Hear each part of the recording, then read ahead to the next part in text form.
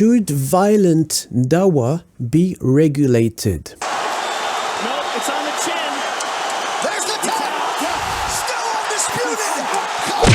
If you know me, I come from France, I'm new to Islam, and I never thought that Dawah could actually be a combat sport. Careful, keep your guard up. He's going to deploy a strawman fallacy, like giving you a nosebleed because of a strawman fallacy. I guess it's because it's not regulated sport. Can we have UDC, United Dawah Championship? What if we install rings on speaker corners? What if we equip fighters with proper PPE protection equipment, gloves, things you put on your teeth, helmets? Another plus is, if we have a regulatory body and we have clubs, then we can set up like championships, almost like kind of Olympic discipline, where you have regional championships, you have national championships, international competitions as well, and we can have things like, the word Dawah champion. I think the same should apply to violent nasiha. It's when you give nasiha, you make sure that you inflict the most pain to your opponent. It's a very interesting sport because the first thing is you have to spot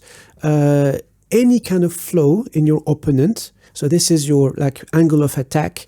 You try to pick either the crudest translations of Quranic verses or the crudest, the most aggressive hadiths you can find, even if, some people say that fabricated hadiths are allowed if you do nasiha, some others people don't, to just, destroy the person. Or if you're effective enough, you can win by knockout. Violent nasiha is interesting because it's not only performed in public spaces, it's also performed online a lot.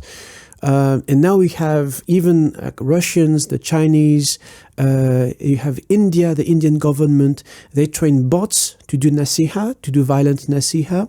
And I think I would argue when people say that there should be a time and a space. If you want to do violent nasiha, you can do it, but it has to be, first of all, with people who consent, because otherwise, it's just you come across a random guy on the street and you start punching them out of the blue, it doesn't happen in real life. That's not how sport works. If you want to be violent with someone, there is a time and a space. I think people would benefit a lot for this to be practiced in controlled environment, not openly on the streets or on people's comment section on the internet, where everyone wears the adequate level of protection. But at the same time, because being in a club involves being with teachers, with mentors, I think people would benefit gaining a lot of knowledge in practicing these martial arts in a club environment.